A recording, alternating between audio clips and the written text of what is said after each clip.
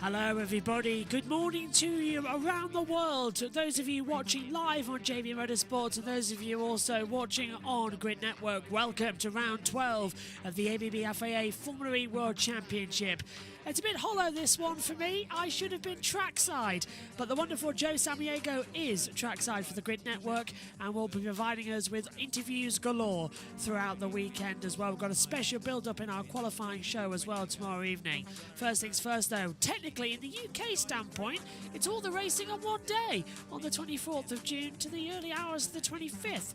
But welcome to first practice here from Portland to see exactly what the situation is going to be. A fantastic circuit, been on the IndyCar calendar on and off for decades as well.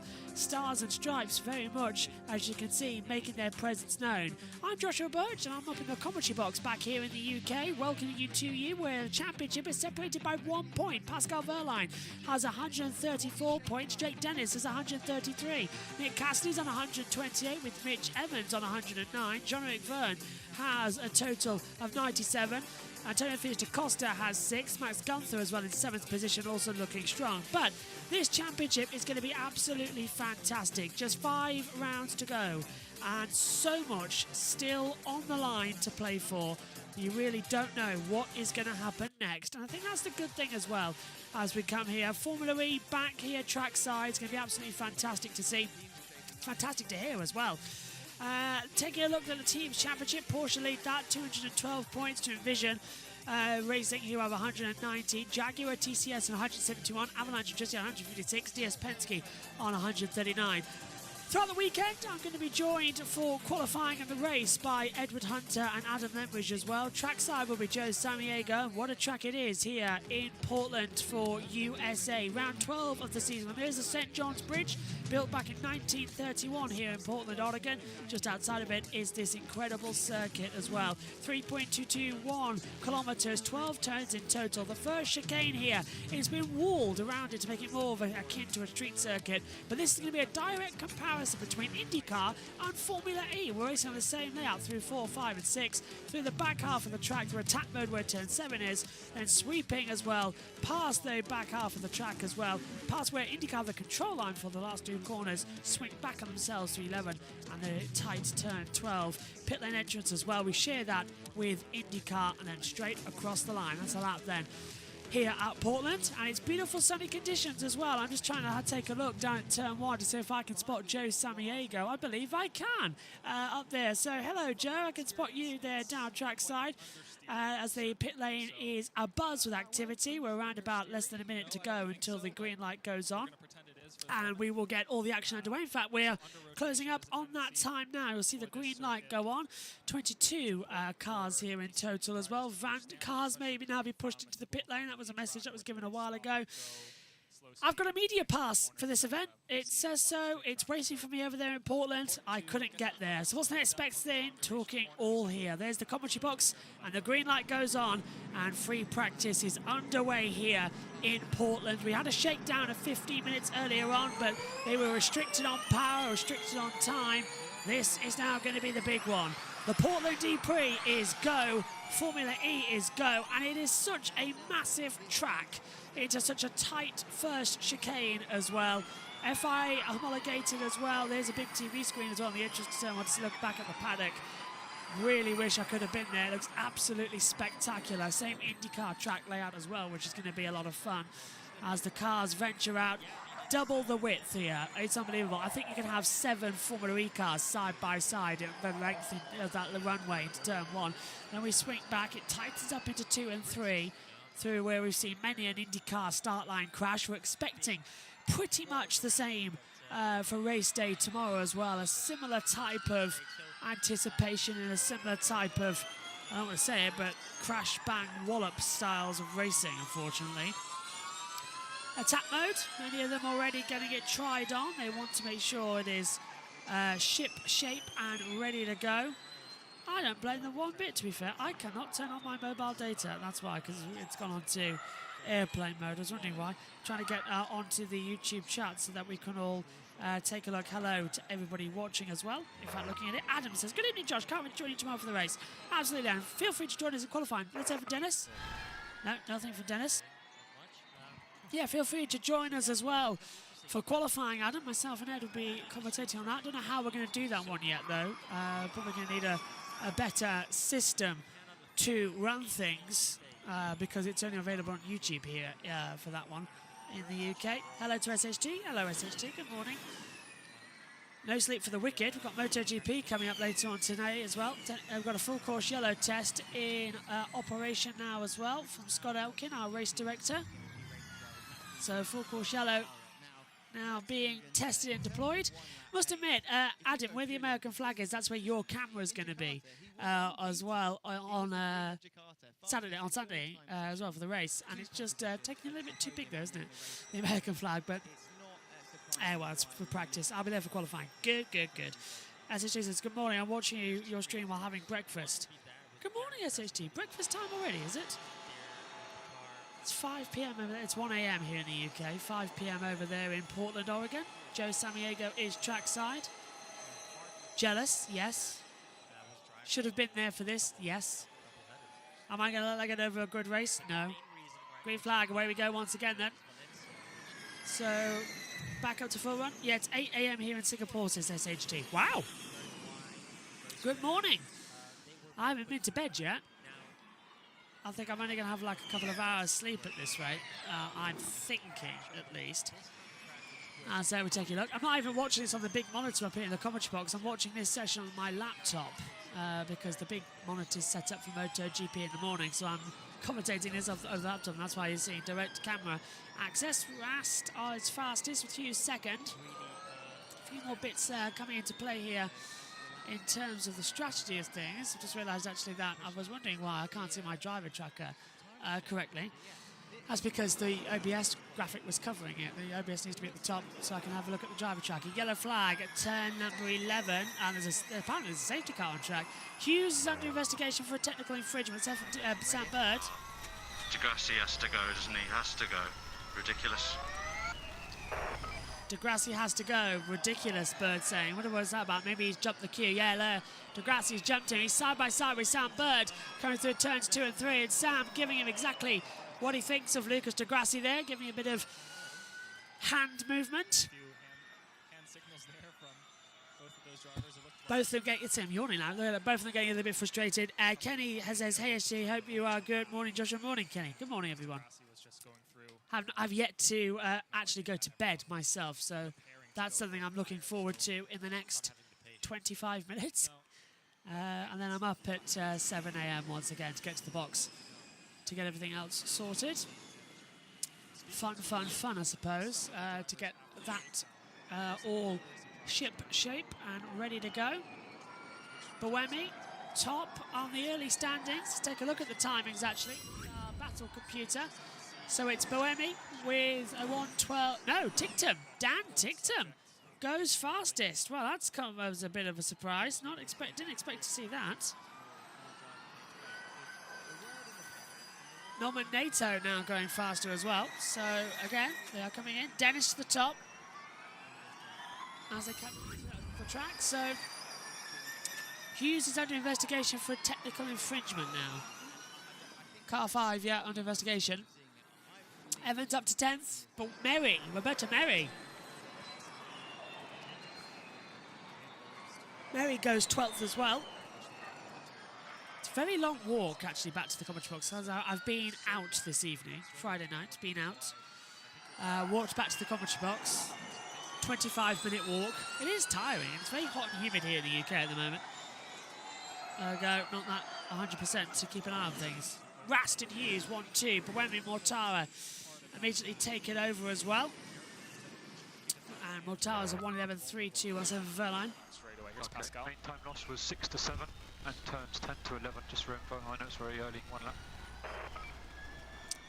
So Mortara with a 1:11.321. Buemi with 1:11.3. It's 39 thousandths off the pace. As Verline comes across the line. He's P12 at the moment, and Verline stays 12th, doesn't improve, 13 seconds off the pace. Sam Bird with Degrassi at turn 1. Degrassi shuts the inside line. Bird goes up the side. There's Bird. Absolute. Degrassi's been there. Absolute. That's done me. And Sam Bird, 110% not happy at that. You can tell he's angry, Sam, and that's a bit unfortunate, actually. Should get that fixed coming into the remainder of this race. By the way, for tomorrow, we'll have the Grid Network logo on these as well. I'm waiting for the new logo to be sent over so I can pop it in next to mine as well and get it on the stream in good order. Airing live here on JB Motorsports and uploaded to Grid Network. Joe's amazing team as well, doing all the work. He's trackside. Wish I could be there with you, Joe. Hope you're enjoying it. Can't wait to see all the interviews you've got this weekend, all the access. A special, Joe filmed a special show for the Grid Network. You can see that on the Grid Network channel, but we'll be showing that in the qualifying build tomorrow, as well as all the interviews from the weekend in the race build-up. Special race build-up tomorrow as well with this Portland E-Prix. So it's longer than normal. We'll hear from interviews, get everything filmed, prepped, ready to go. It's going to be a lot of fun. Honestly, we've got a lot of time tomorrow to get everything prepped. Andre Lotterer now coasting into turn 11 and oops, off the track. Going Andre Lotterer, getting himself caught out there by, I think, one of the Nissans just ahead of him. So slightly alarming. Yeah, Lotterer comes in massively too quick in the Avalanche Andretti. Braking these Formula E cars as well, under braking, it's so hard to get it right. I think we're using the infield section, aren't we? So we're not even using the final corner is different to what we use in IndyCar, I believe. It's more of a sweep, isn't it? I don't think in IndyCar we use that sweep. As Verne comes through.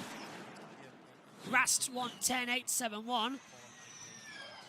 Weird venue for Formula E to choose, actually, Portland E-Prix. Of all the tracks, it's Portland, the home of the Grid Network. How brilliant is it for us as well, as we come across the exit, the last corner, down the drag strip. Verne 15th, Van Dorn up there as well. Are we going to see any improvements across the line? Nope, 15th for Verne, 16th for Van Dorn in the DS Penske's as well, isn't it?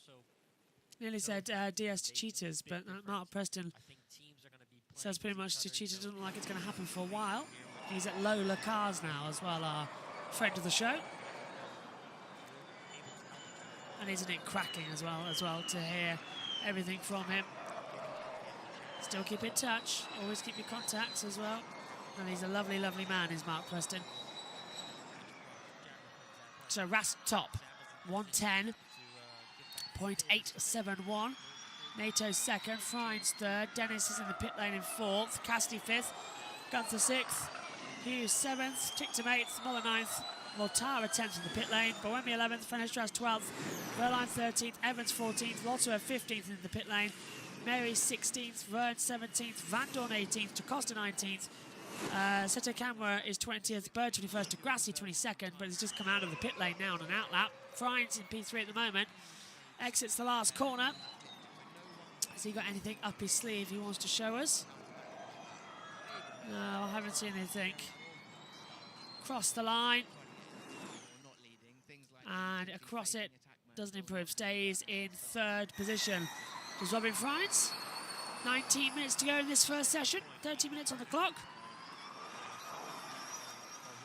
Just a nice run for this. It's a very bizarre situation, very strange run. I hate to say as well, but Joe Samaniego, if you're listening, you've been papped. I've just been sent 2 images that you've been papped from Motorsport images as well. So I'll send you the footage, but you have actually got some publicity for you. Muller controlling it in the apt Cupra now into the last mid-sector. Down at turn 7 where attack mode is. Boots it back, still under green as we look back into the garage section as well. I do love this track. Portland has just got something magical to it. IndyCar here later on in the year.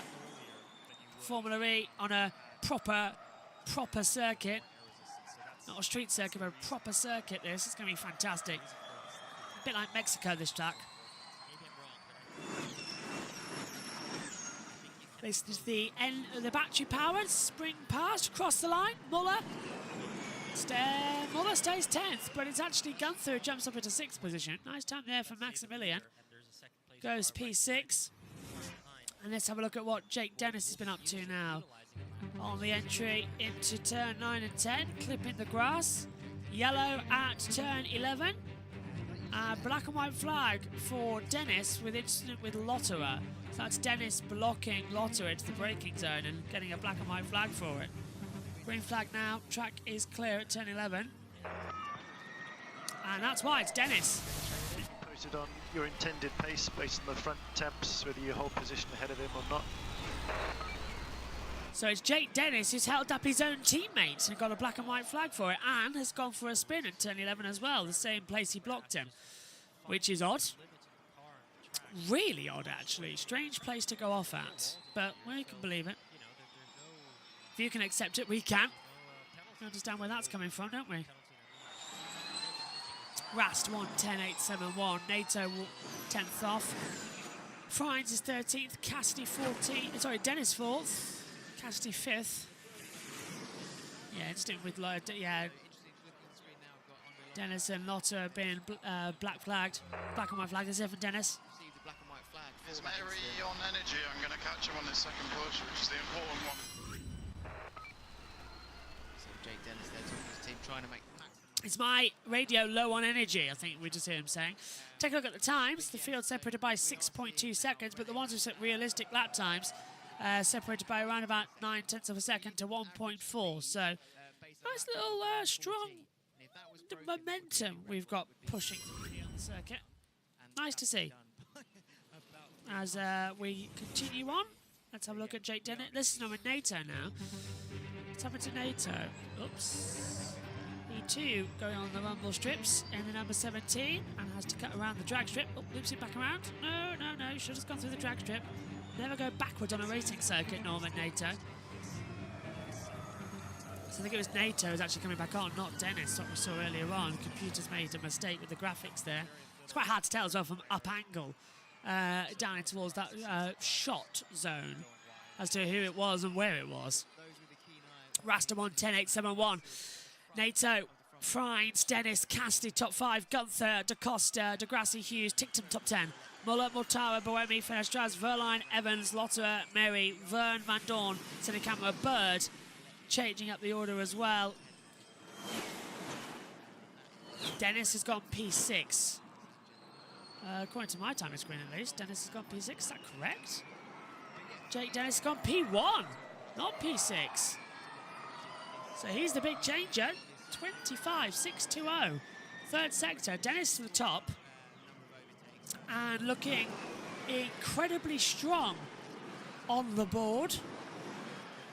Da Costa in there too, looking for a few positions. Well, ever since Brazil, we've seen. Let's take it up. 15 minutes ago, halfway through Peloton racing, I guess. this first session. Now, big groups of Cassidy cars, into the braking zone for one. trying to Seeing the that's regeneration of energy. There is a wall now at turn 1 and 2. That's just a little guider to stop them cutting over the chicane. That's going to be quite interesting to see onboard shot here of Nick Cassidy. how that works. And it tightens up here at Portland as well. It's a great racetrack. I think if there was anyone that it could work for Formula E, it is Portland. And we're back here next year, of course. Multi-year contract for Portland and Formula E, which makes massive a lot of sense. The most street track circuit, isn't it? On the inside, on board with Cassidy, practicing attack mode now. On the outside there was, I believe, looking at it, Jake Dennis. Now, this has just come in, guys, looking at the numbers and the lap time. So, just hearing some information in my ears. Just recorded the first 101 miles per hour average. Jake Dennis has just done 101 mile an hour average lap time. Highest speed of a Formula E car, Generation 3. That's what I've just been told in my ears. So Jake Dennis, 101 average mile per hour on a lap time. Fastest Formula E average in Generation 3. Portland did that. 2 long straights. Fantastic. Let's hear from Cassidy on the radio now. Here's Cassidy. Push 300 and cool down. So push for a 300 kilowatt lap time, then do a cool down run almost straight away. Make sure that you're not getting it too confused and too injured. Degrassi's looking strong here. We've got a yellow at turn 7. On green now, Degrassi to the top, 109.747. Van Dorn to 8th, jumps ahead of NATO, but Degrassi the fastest. Nice. It's what we like to see in these sessions as well, smooth openers in the first part of the weekend. Yeah, track clear, turn 7. We've got information now on race control. Black and white flag, as we said earlier on. Stick with Lotterer. Degrassi, though, best session result for him so far this season, hasn't it, for Mahindra Racing, going into P1. So far, he was off the pace quite a bit late last year. At least he's actually improved. Well, earlier on this year, he's been a bit off the pace, hasn't he? But it's nice to see he's improved a lot more. Vern goes 10th, improves on his time. 2 safety. Have you noticed in the driver track? Look at that, 2 safety cars. 1 at the finish line and 1 at turn 8 and 9. Is that the safety car on and off boards? Never seen that before. As the field comes to play once more here in Portland. Coming across the line. And well, what is it now? FP1, 11:51 to go. Vern to second, 1:10.327. Braking in here, Dennis. Oh, straight on. One of the DS Penske's. Straight on the first corner. Jean-Eric Vern, who's missed the braking zone down at turns 1 and 2 at the chicane. I'm so looking forward to this race tomorrow as well. But has Vern got an issue? Because he's dropped behind everybody now. He's backed off quite a bit, has Jean-Eric. I think he's just keeping himself a little bit of distance, a little bit of accelerational power. Degrassi won it. And let's have a look at Vern, actually. So this is into turn 1, the Frenchman, into the braking zone. And he just goes straight on. Doesn't even attempt to make the chicane, just goes straight on like he's had a brake failure. Is he slowing? Goes past everything, hits the brakes. And he just doesn't stop. Brake by wires. Not working on that one then. Penske look on, thinking, well, what happened there? Nobody knows what's happened with that one. Has he come back into the pit lane? He's coming around the last corner now. Does Vern pit, or does he continue? He's coming across the line. He's continued on. So Vern has continued to do another lap, and he's through turn 1 and 2 now. You can see the number 25 on the driver tracker. He's taken it through. Looks to be fine to me. As they swing back around. Degrassi top, but fastest first sector. Stoffel Van Dorn, 27.049. So Van Dorn's got that fastest first sector lined up. He is half a tenth fast. Well, yeah, he's 7/10 faster actually than Degrassi. I would say it's a combination of both. So 17. Really paying attention when they go into the simulator. Van Dorn 17.293. Do that on the Monday and Tuesday before race. He's in the ballpark. He's in the range to go faster. Whether he will, I don't know. Let's try and pick him up on the timing screen. Degrassi's into the pit lane. Out of the last corner, across the line now. Van Dorn to the top. 109.644. So Stoffel Van Dorn sets his car to the top in this opening practice session here at Portland. The 2023 Southwire Portland E-Prix, the first ever Portland E-Prix. And yet another race in America. Long Beach, Miami, then we went to New York City, now here in Portland. I think this is our 4th circuit in America. Shout me out if I'm missing one. I don't think I am. Miami, Long Beach, Miami. It's season 1. Long Beach season 2. New York season 3 to 8. Portland season 9. Yeah, I think this is it. Muller is under investigation for a technical infringement. So that'll be some form of penalty coming his way, sadly. Yeah, Adam as well. If you're watching, by the way, Joe Samiogo has been papped. There's 2 images of him interviewing drivers with the Grid Network logo clearly present. So I'm going to send them into the group chat in a second. As oopsies. Jean-Eric Verne getting it very messy through turn 11 and 12. Rear of the car stepping out and jumping over towards the drag strip area of the track. Verne's car is just not braking well, is it? That's something they're going to have to change in towards tomorrow. Sam Bird watching on, 8 to go.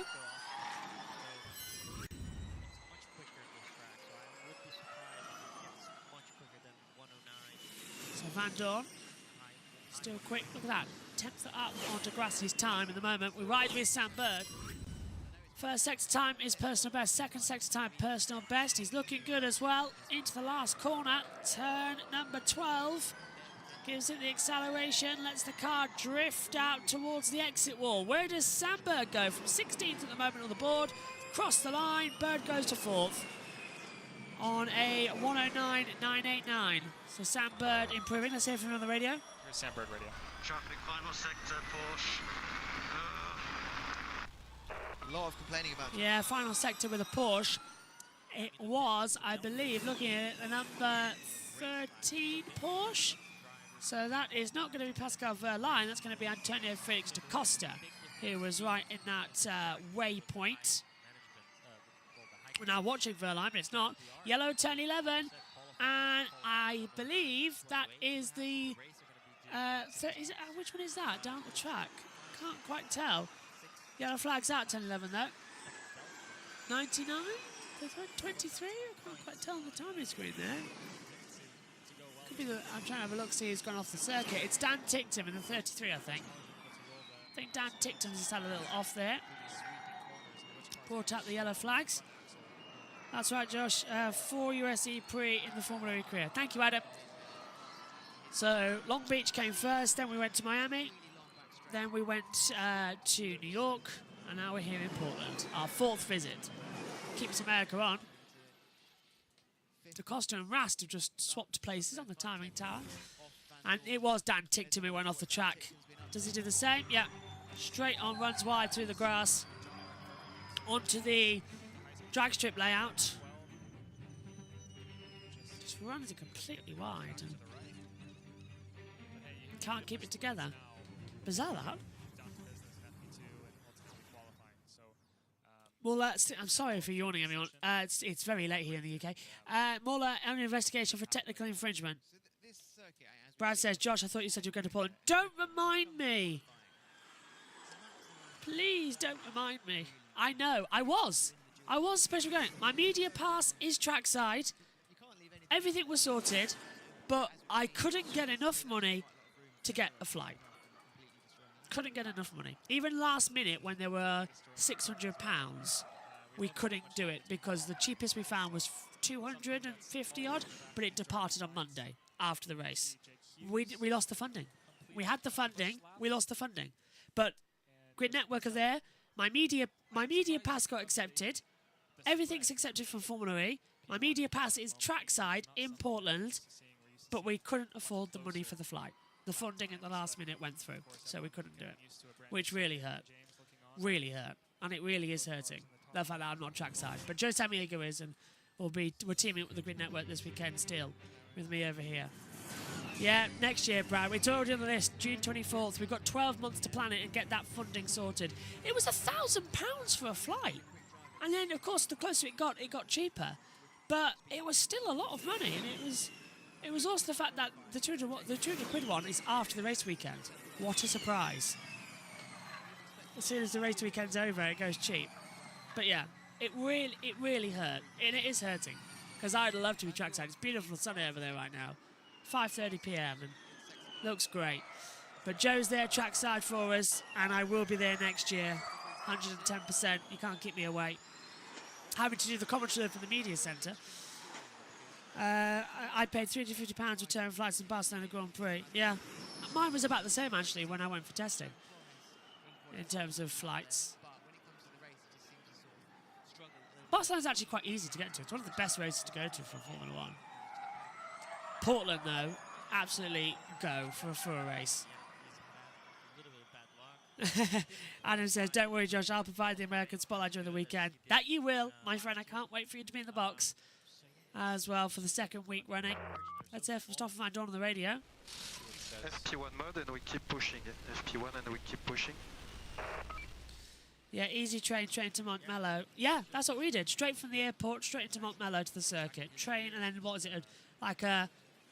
From the train, it's like a 5-minute walk, 10-minute walk, something like that. Bus ride from the train station. Come up, hop on a bus, 10-minute bus, 2-minute walk up towards the gates. Bam, you're in the circuit. Really, really nice getting into Montmello, where the Barcelona circuit is for the Spanish Grand Prix. Underrated spectator track, Barcelona, in general admission is very good. Absolutely, that's what we did. We had general admission to get out on the track side. Then we had paddock passes as well to get inside. And oh, fantastic place. I honestly, I wish testing was back at Barcelona and open to the fans. I really do. I hate that it's in Bahrain. I would love testing back in Barcelona. I would go again. It is such an amazing circuit, and definitely Formula One there. It's a great spectators track. And Brad, I'm sure you find as I did, it's surprisingly hilly, isn't it? It doesn't look it on TV, but that circuit, it's got hills, and you are pretty much out of breath walking around it. It's very hilly at Barcelona, but fantastic to go to. Did you try the burgers, Brad? From the little trucks outside. Burgers are great. Boromy's done for the session. Green flag still out. He's back in the back of the garage. But definitely for America's races, Portland's got to be on your list as well. Wonderful city. I was actually looking forward to that as well. I was going to go down for about 5 days in total. Wednesday, Thursday, Friday, Saturday, Sunday, and fly back Sunday evening. And I was looking forward to Joe showing me Portland and the city as well. And Brad, you might remember about those milkshakes you told me to try. I was going to try one of those as well.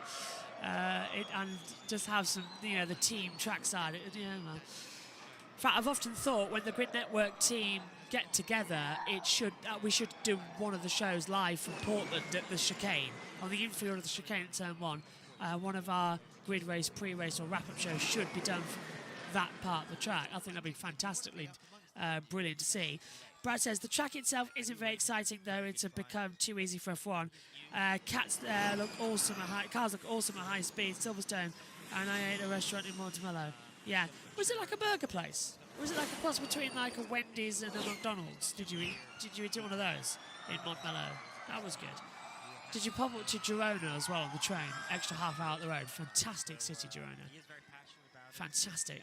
Barcelona. I'm remembering it all. Thank you, Brad, for putting a smile on my face. It's cheered me up. That I remember.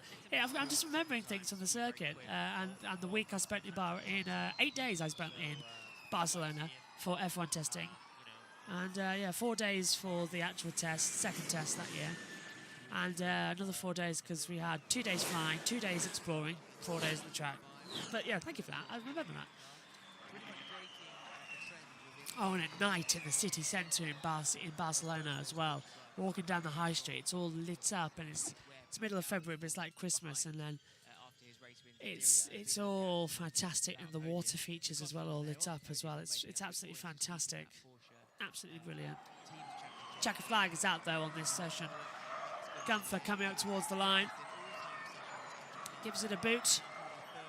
What's the opening gambit? Then we're saying Barcelona is like a tropical city, but it's European. It really is. Absolutely, and surprisingly hot all year round. Absolutely, I agree with you there, Brad. It's one of my favourite places to go to, Barcelona. Absolutely fantastic. Checker flags out then across the line, being waved from the IndyCar race control point. Rene Rast seems to have topped the session. We're just waiting a few more to cross the line. And we can wrap up for the first session here at Portland for the ABB FIA Formula E World Championships 12th round of the season. Just saying, I'll ask you, saying how good does the car look? It does look great. No Dario Franchitti. That's a surprise. No Dario in the comms box team. Thought he might be here for this one, considering it's an American race and he's in America. So unless he's turning up tomorrow to talk with Ben Edwards and Kareem Chatnock as well, that could be a possibility. But Ben Edwards on the commentary in Portland. Oh wow, it's like IndyCar in the 90s all over again from the Eurosport coverage.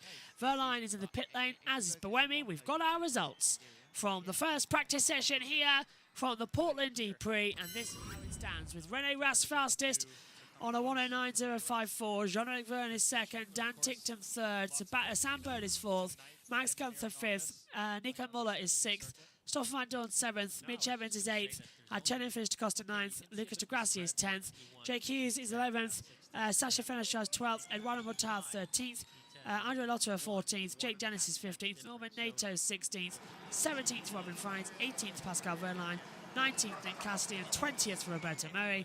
Sergio Sotocamara is 21st, and Sebastian Buemi is in 22nd position on 111.154. Not a great opening gambit from Buemi.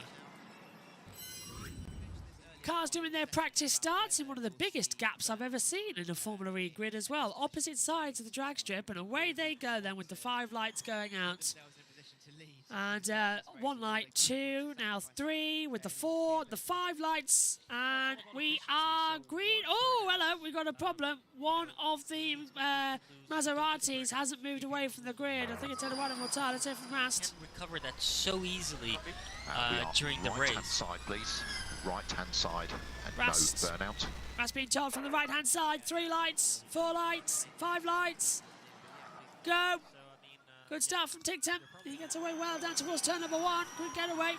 3 lights on again. 4, 5. Practice starts continuing. Right-hand side for this session, left-hand side for the second session. That gives them the advantage of nowhere to go in the 2 sessions. The Andretti's head off. Nissan's coming in 2. So that's an end then of the first practice session here for the Portland D-Prix. We'll be back tomorrow for all the action from practice 2 before qualifying and the race here on JB Motorsports and the Grid Network team. Thanks for your company. We'll see you soon. Take care. Bye-bye.